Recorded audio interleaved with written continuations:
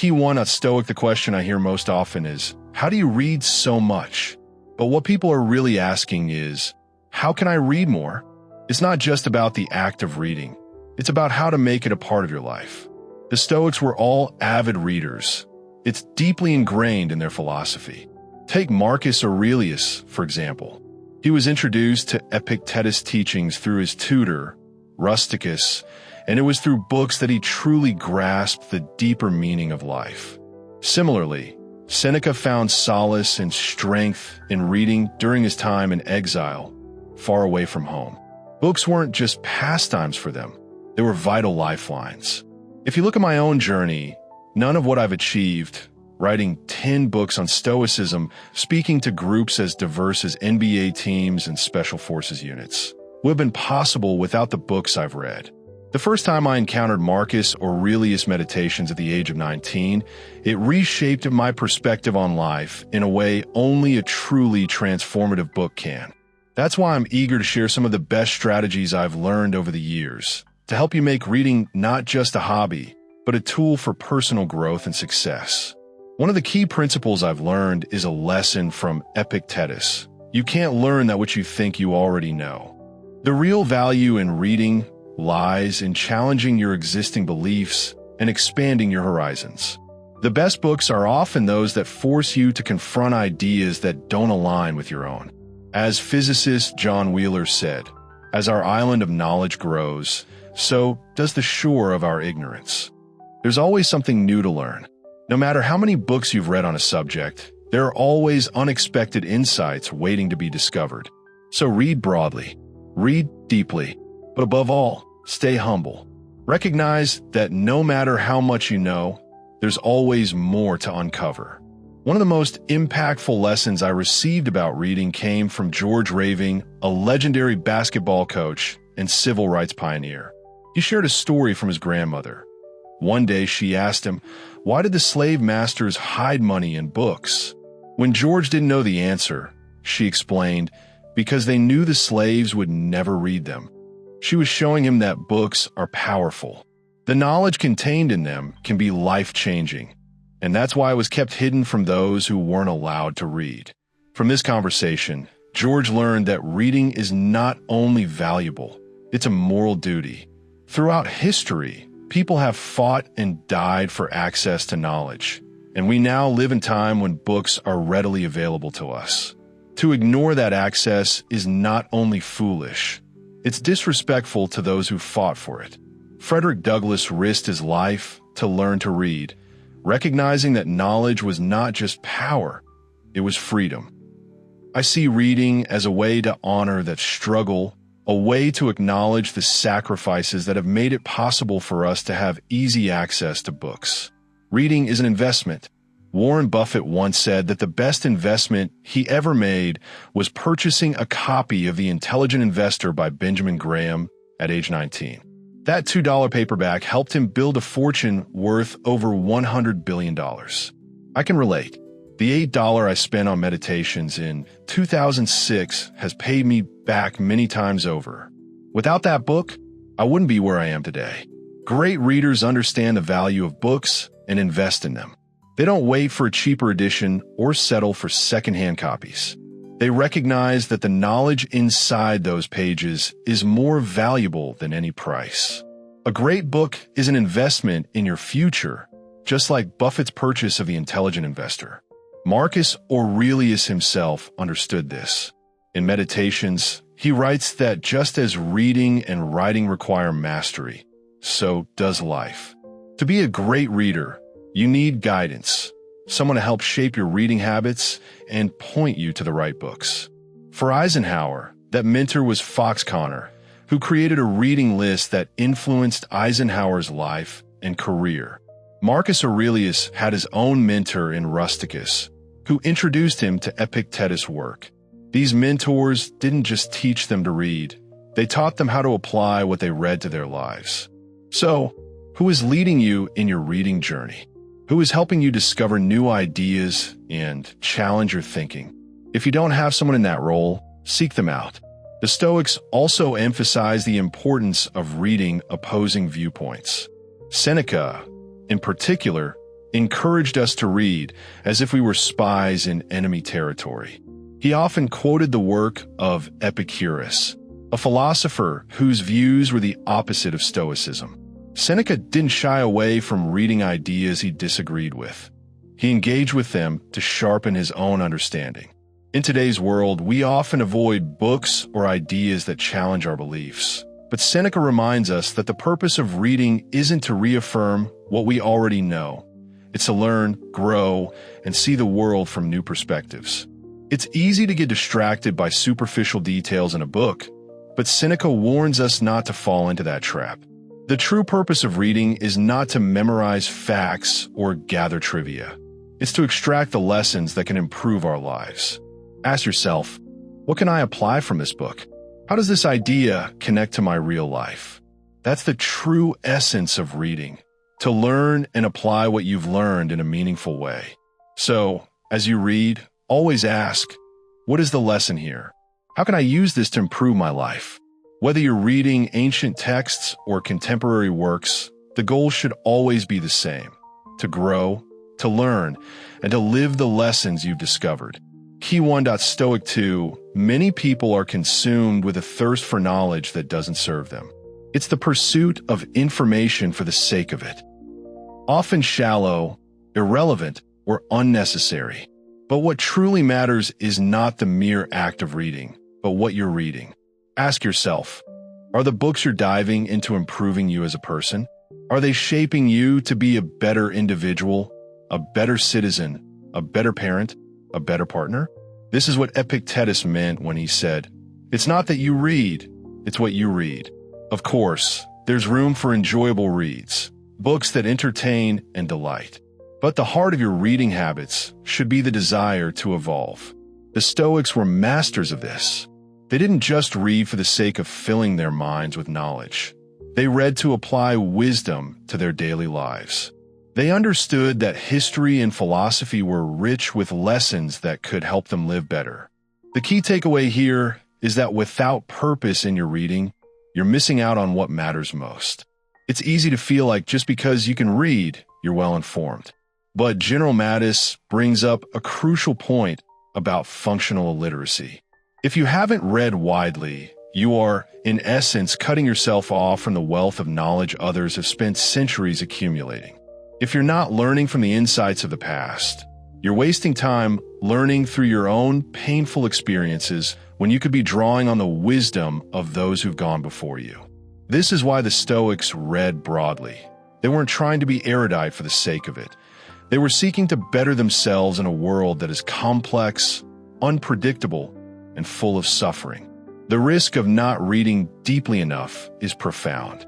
Mark Twain once pointed out that there's no difference between someone who can't read and someone who doesn't read.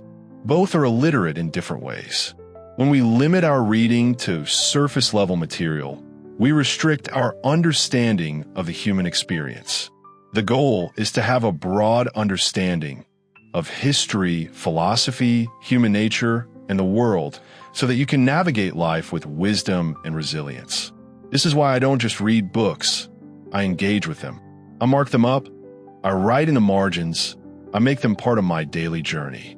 A great book, in my view, is one that I live with, not just a static object. Take my copy of Meditations. It's been read so many times, I've had to tape it back together. It's filled with notes, flags, and dog-eared pages. Every time I open it, it's as if I'm re-entering a dialogue with Marcus Aurelius, absorbing his wisdom anew and applying it to my life. I don't just read to pass the time. I read to transform myself, and that's how I show respect to the author. To me, a pristine book is a sign that the reader hasn't truly engaged with it. It's a sign of detachment.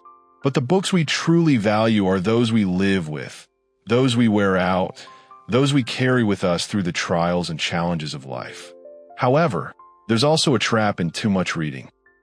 This might sound counterintuitive, especially in a world where we are told to read more, consume more knowledge, but the Stoics, and Marcus Aurelius in particular, warned against reading endlessly without action. In Meditations, he even tells himself to put down his books and engage with the world, to take what he's learned and live it. The pursuit of wisdom must be balanced with the application of that wisdom in real, imperfect life. Reading is not an end in itself. It's a tool to live a life of virtue, to face hardship, and to act with dignity in the world. That's the challenge for all of us, to read deeply and widely, yes, but also to step into the world and live out what we've learned. We can't hide behind books, escaping into the ivory tower. We need to be in the trenches of life, putting wisdom to work, even when it's uncomfortable. In that sense, reading softens the loneliness we often feel, reminding us that our struggles, challenges, and doubts are part of the shared human experience. When you read history, philosophy, and literature, you find that you're never truly alone.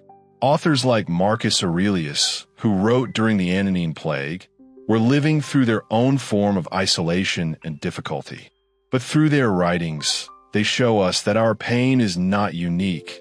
It is part of the ongoing human journey.